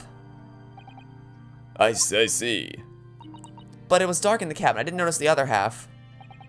Then Angel went back to her cabin and I finished job. By pressing the emergency alarm button in the passageway? Yes.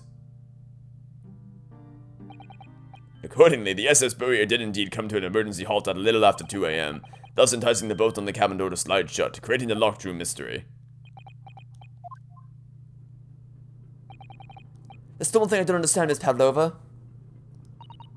What? Well, you said that you told Kazuma about the fact that you'd run away from your homeland, and it's because you were worried he was going to tell the captain you pushed him. Isn't that right? Yes. But even if he had pulled the bell cord and called for the captain of the ship, aren't you friends with every member of the crew? Why would that have been a problem? It was what he said first that made me scared. What he said first? What are you doing here at this time of night, Inspector? Oh. So I'm sorry. I thought it was a friend of mine. He said an inspector was his friend. Ah, yes, meaning me, who was supposed to be acting as his bodyguard. I thought that if police knew about me, they would arrest me. So before we could pull the bell cord, May I stop you a moment, please, Miss Pavlova? It just doesn't seem to make sense. I mean, was Mr. Sogi really going to pull the bell cord? I don't know. What? What do you think, Mr. Naruhodo? I don't think he would have pulled it, but I can believe that in a panic state, if he glanced at the bell cord, I can believe she would be scared enough to where she would have reacted thinking he might have. That I think follows logically. Well, I'm not Kazuma, so I can't know for certain, but he was a man of his word. If he told you he wouldn't give your secret away, then he wouldn't have done. No, he was walking over to it. He was going to pull the cord. He was going to make them send me back. Well, Mr. Naruhodo, the day's work is not yet done, it seems. There is one more deduction to make. What? Another deduction? Seriously? Yes. What action was the victim really about to take at that moment?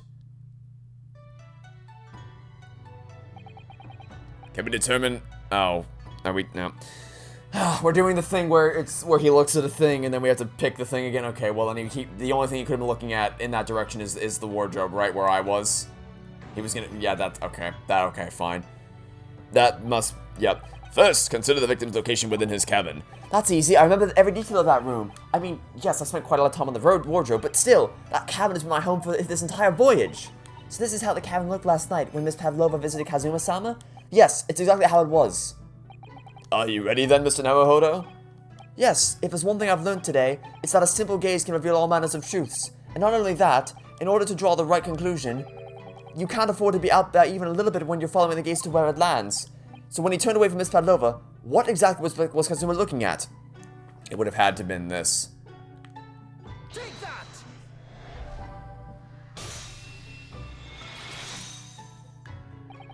Consider everything that happened last night. Certainly it may have looked as though Kazuma was going to ring the bell cord. What is directly beside the bell cord? The wardrobe. The wardrobe? And more importantly, what was inside the wardrobe? The man's great friend sleeping soundly. Ah! Miss Pavlova, please think back very carefully. What were Mr. Sogi's exact words last night? Give me a moment.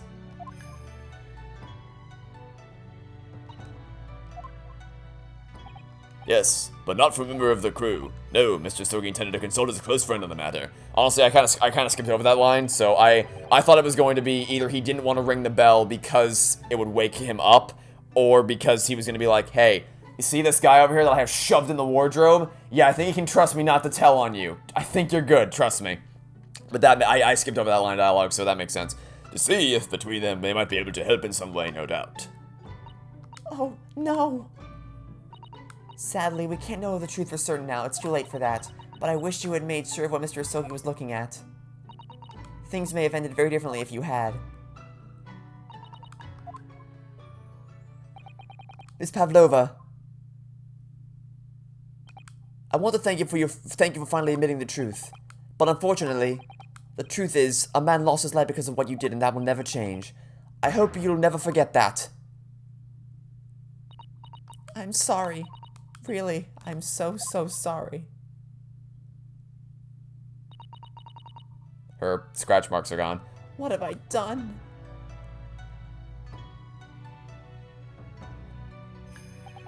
And so at long last, the mystery surrounding the tragic accident on the SS Borea was finally... Wait, seriously? What? That's the end? That's the end? January 9, 7:14 p.m. What will happen to Miss Pavlova now, then? Once we reach Great Britain, she'll be handed over to the British police at Scotland Yard. What about the fact that she ran away from Russia? Won't the Russians try to repatriate her? Apparently, the English detective can speak to the immigration office and sort all that out. Mr. Sholmes can do that? So she won't be going back to Russia, then? No, I don't think so. Even if she wanted to return in the future, I doubt she would be able to. She ran away, so now she's in exile for life. I see. I'm sorry. Seaman Stroganoff? I wanted to help our angel no matter what, but I didn't think about you and how you lost good friend. I will go with Nina. I will give myself to British police. That's kind of you. In the meantime, thank you for letting me go free. Kazuma's death feels like such a waste, but... Well, do what you can for Miss Pavlova, won't you? Duh. Well, I'm afraid you need to pack now. We're due to arrive in Hong Kong tomorrow. As much as it pains me, I'm going to have to hand you over to the consul to arrange your passage back to Japan. Yes, I did stow away after all. I couldn't really expect any different. So, you should get back to your cabin now. Is that serious? That's seriously how this is gonna end? It looks like my study tour to Great Britain is over before it's even begun then. To think that only days ago Kazuma and I were laughing together about how we teared the streets of London. That seems like a distant memory now. Oh, what's that? Is it someone weeping? Oh. Hey, Susato. Susato-san? Oh, it's a sword, isn't it? Yep, it's a sword. No, Hodo-san, I didn't know you had returned. Oh, well, I haven't been back long. Inspector Hasunaga just told me I should pack. You know, ready to leave the ship tomorrow and all that. Oh, I still can't believe this has happened. I can't believe someone's life can be over just like that. Susato-san.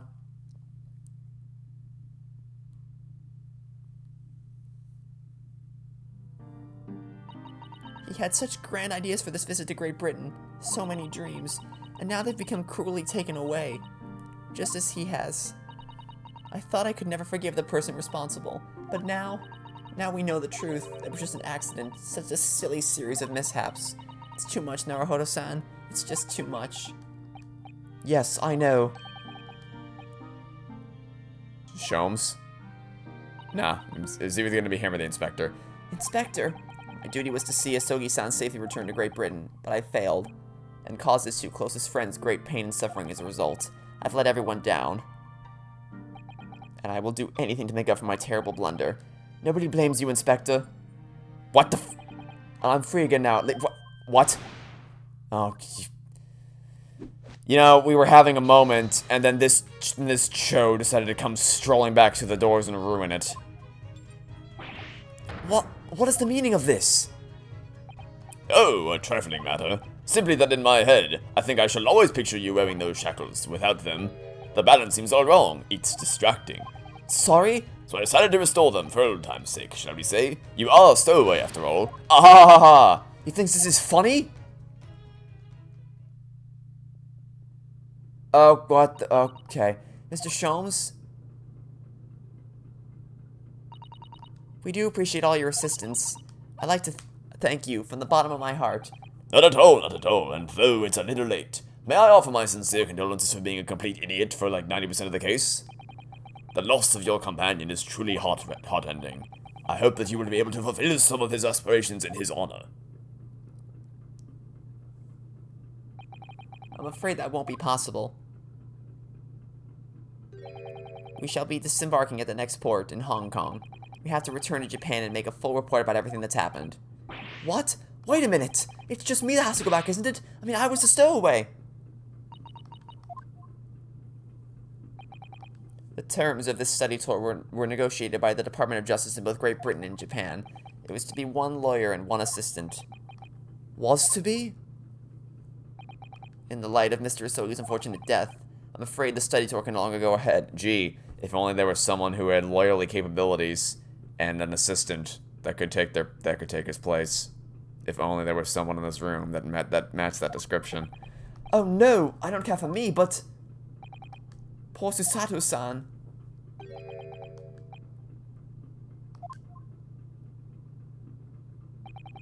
All you require is one lawyer and the study tour can continue, surely?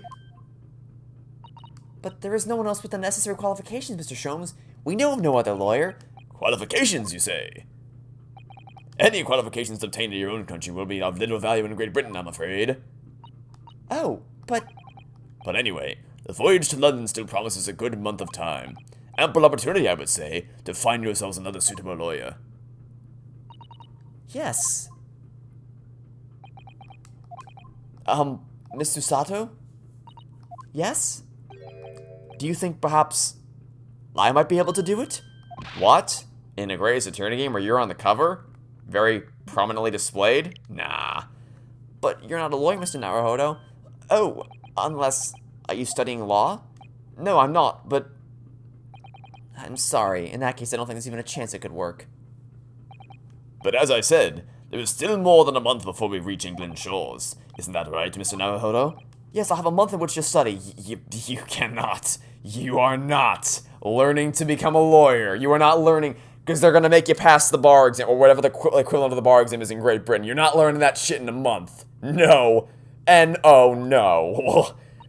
Mr. Naruhodo, you're insane. That's ridiculous. Are you seriously suggesting anyone can learn all that in just 40 days? There's only one way to find out. I would work my fingers to the bone, Inspector, every single day. Will you just let me try? And if by the time I reach Great Britain I haven't learned enough to be recognized as a lawyer, I'll take whatever punishment is deemed appropriate. But why put yourself in such a difficult position? For Kazuma, he said that there was something that he had to do in Great Britain, and that he would sacrifice anything to make it happen. He was passionate about it. I can't let all that passion just come to nothing. And anyway, it's my own benefit too. I will become a lawyer. I have to. What do you say, Mr. Sato? Aww. I think it's a wonderful idea. Thank you. I think that's the first time I've seen her, like, genuinely smile. To that degree. So what does our bespectacled inspector friend say? Are you serious? One lawyer and one assistant. The numbers are indisputable. No, it's madness. Yet fascinating, wouldn't you agree? Fascinating. Duty and rules are the dull routine of existence that we all abhor. Give us interest. Give us fascination. Speak for yourself. Besides, qualifications are no measure of a man. What matters is his character, no? And you've witnessed ample evidence of this man's exemplary character today with your own eyes, from the early hours of this morning to this very moment now. Despite contending with the passing of his close companion, and despite the accusation of guilt for the second time in 2 cases, this man has shown resourcefulness, intelligence, and above all, courage.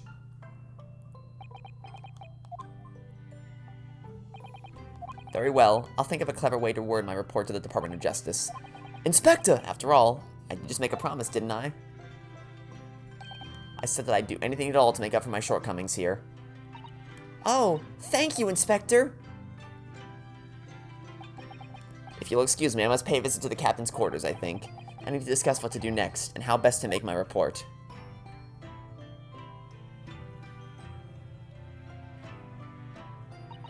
Are you really prepared to attempt this, Mr. Naruhodo? Yes, I'm going to try. I wonder, would you consider teaching me what I need to know? Everything about being a lawyer? I would be delighted to help you. I am a judicial assistant after all. Thank you! And, Mr. Naruhodo? I'd like you to take charge of this. What? Me? Are you sure? I'm sure it's what Kazuma-sama would have wanted. Its name is Karuma. It's a great sword that's been in the Asogi clan for generations. Very well, I accept. I'll treasure it always.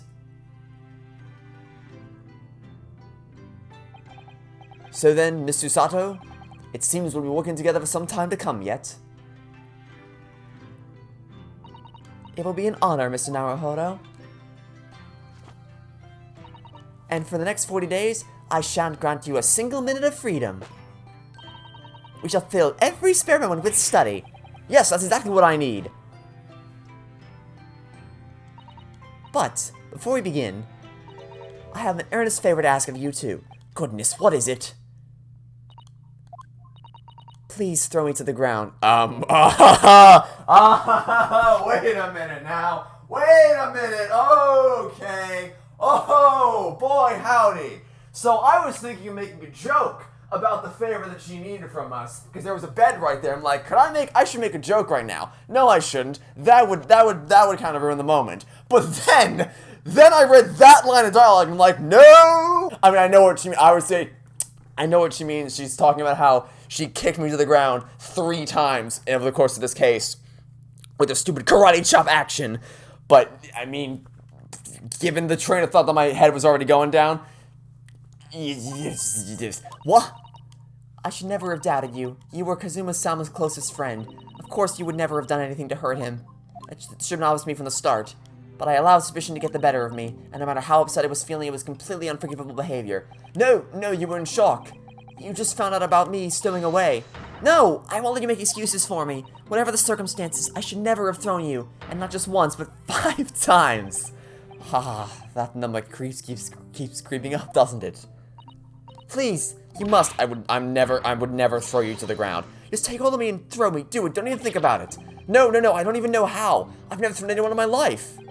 Very wise, Mr. Naruhodo. It isn't a skill one acquires without considerable training.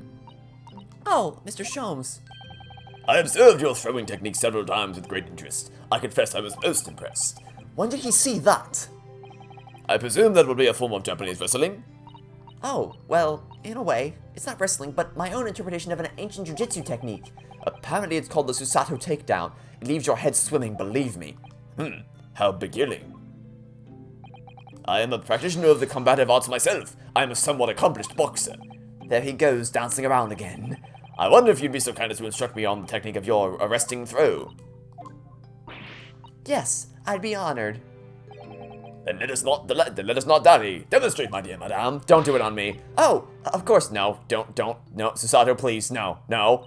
Are you ready, Mr. Naruhodo? Sorry? Hi-ya! God damn it. As you can see, you throw from the abdomen.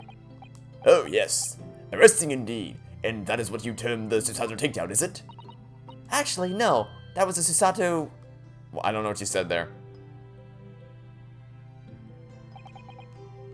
She said, oh, a squash, great. In my groggy state of consciousness, a scene from an evening recently spent with Kazuma flickered into my mind.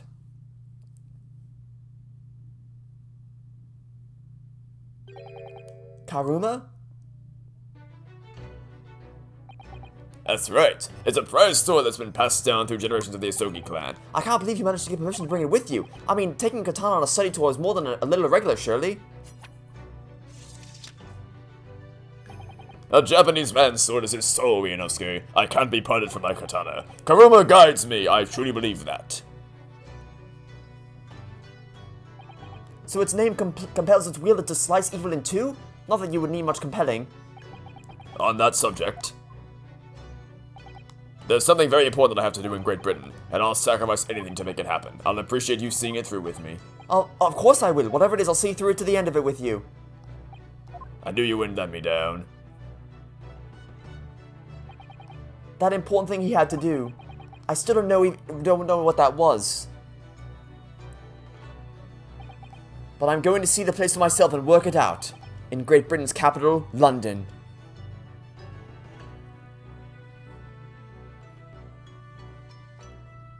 And that's the whole case.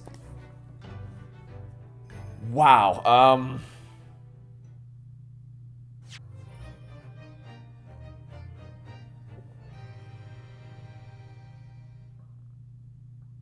So, I haven't ranked a case below the good tier since Dual Destinies case 2, which was the Monstrous Turnabout. Everything else has been at least good, if not great, if not outstanding. This is the first time since Dual Destinies, well, I mean, unless you count Professor Layton versus Phoenix Wright, but, I mean, I don't, so... This is the first time that a case is going to go in that tier, I think, because there really wasn't I don't want to say there wasn't much to that, but it just felt like there wasn't even a trial scene. It kind of, honestly, it felt like that should have been an investigations case. Because the whole premise of the investigation games is that you aren't in a courtroom. You as Edgeworth can investigate at your own free will, and the whole point is like you have the freedom and you can go wherever you want, and it has a different pacing to what the regular games do, and because of that lack of restrictions from investigation and trial format, it's allowed to be a bit more free with its movement and its pacing. It feels like they tried to squish an investigations case into a standard Ace Attorney formula, and it didn't work all that well. Because like the story was fine. I was originally going to harp on the fact that the cat couldn't fit through a bit more, but I guess it's not impossible because cats are known for getting themselves in pretty sticky situations in terms of like tight, compact areas, so I'm willing to let that one slide. It all ran mostly logically, apart from a few minor things here and there. So I wouldn't say it was even, because like the monstrous turnabout from Dual Destinies, it wasn't broken. It just wasn't interesting. It functioned fine. It just wasn't anything spectacular. It was just like, yeah, that was a case, I guess. But much like the monstrous turnabout, this case was saved by the chemistry between Ryunosuke and Susato. Airlock Sholmes, how can you possibly hate the man, the myth, the legend, Airlock Sholmes? And yeah, I mean, it had character going for it, absolutely. And that final scene, that was probably the best in the entire case. No, I'd say it is the best in the entire case. It's just that it kind of, I think a part of it is that it dragged on a bit too long. Like, I think we could have condensed it down a bit. That middle chapter really felt pointless. Like, we could have chopped it up and just split it up a little bit between the first two sections, just trim it down a little bit, because I feel like it also didn't really feel like a final climax. Like, the whole, in the investigations games, even though you're not in a courtroom, it still feels like an epic final climax when you face down against the culprit, whoever that may be. But here it just didn't feel like that. Like, the dance of deduction is cool and all, but the whole, like, being able to zoom around look around a 3D environment, a fully 360-degree environment, and check for clues and all that. But it feels more like technical, like visual flair with the animations and the dancing and the music and all that, rather than actual substantive, the gameplay element of it, because it really just kind of stops for you for the most part. So it didn't, and that felt really drawn out, and it kind of felt like Turnabout Ablaze from Investigations, where it's just a long, drawn out battle instead of a fast-paced, action-packed, tense climax. I don't know. I was really underwhelmed by that.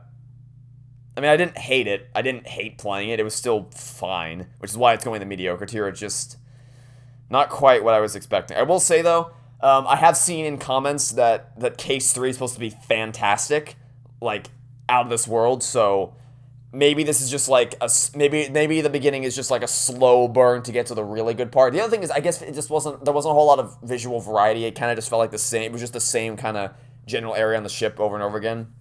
So I guess that kind of contributed to it. But I've heard phenomenal things about Case 3, so I still have high hopes for the rest of the game. I've heard, I don't think you understand, I have heard nothing but great things about the second game, particularly the second game I've heard is like a masterpiece, and then this game I've heard is still a fun ride, even though it may not be as good. So I'm not really surprised. That's why I'm not like pissed off, because like I kind of expected that there would be some bumps in the road, but just the fact that we're playing Ace Attorney again is kind of enough.